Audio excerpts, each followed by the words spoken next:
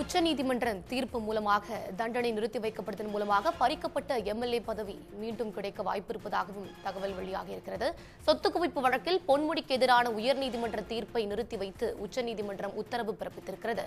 பொன்முடியை குற்றவாளி என அறிவிக்கப்பட்டதையும் 3 ஆண்டு கால சிறை தண்டனையையும் உச்சநீதிமன்றம் நிறுத்தி வைத்திருக்கிறது.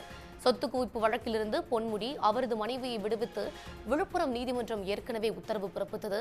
இந்நிலையில் விழுப்புரம் நீதிமன்றம் விடுவித்த உத்தரவை எதிர்த்து உயர்நீதிமன்றத்தில் லஞ்ச ஒழிப்புத்துறை மேல்முறையீடு செய்திருந்தது.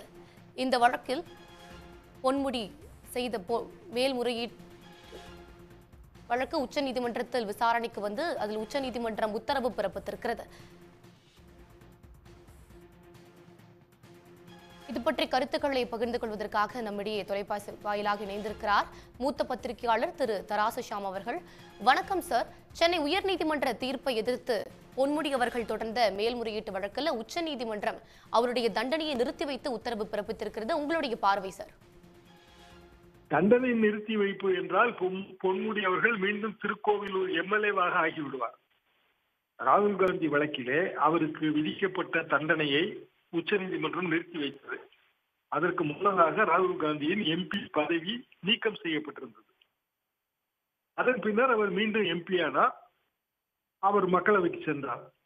அதே போல பொன்முடி அவர்களும் மீண்டும் திருக்கோவிலூர் எம்எல்ஏ ஆக வேண்டும்.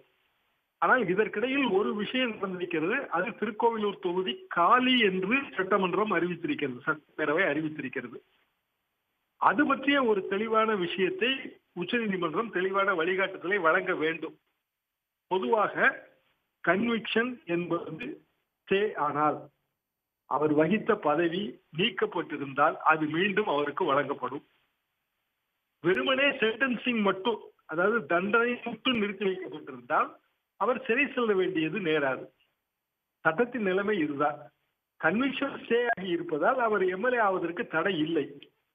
ஆனால் இடையில் திருக்கோவிலூர் எம்எல்ஏ அந்த பதவி காலியாக இருப்பதாக ஒரு அறிவிப்பு நடந்திருக்கிறது. அந்த இடத்தில் மீண்டும் ஒரு குழப்பம் தெரிகிறது. ஆனால் உச்சநீதிமன்றம் அதற்கு நிவாரணம் கொடுக்கும் என்றுதான் நான் நம்புகிறேன். இந்த தீர்ப்பின் மூலமாக அந்த அறிவிப்பும் நிறுத்தி வைக்கப்பட்டிருப்பதாக நம்மிடம் முன்பு பேசிய திமுக வழக்கறிஞர் என்ஆர் இளங்கோவும் சொல்லியிருந்தாரு. இப்போ இவர் மீண்டும் எம்எல்ஏ ஆவதற்கு என்ன மாதிரியான நடைமுறை இருக்கு சார்? அப்படி என்றால் மீண்டும் ஒரு தெளிவான அறிவுரையை பெற்று அவர் எந்த பதவியிலிருந்து நீக்கப்பட்டாரோ அந்த பதவி அவருக்கு மீண்டும் வழங்கப்படும். சட்டம் என்பது அதுதான்.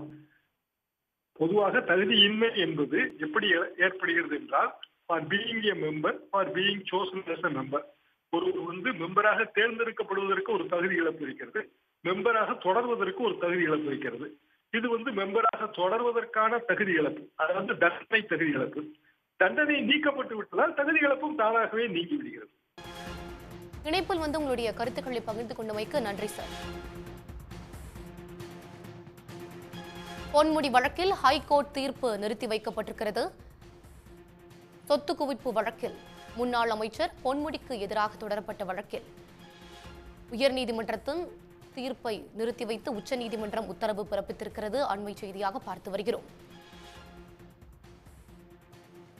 உடனுக்குடன் செய்திகளை தெரிந்து கொள்ள சன் நியூஸ் பெல் ஐகானை கிளிக் பண்ணுங்க.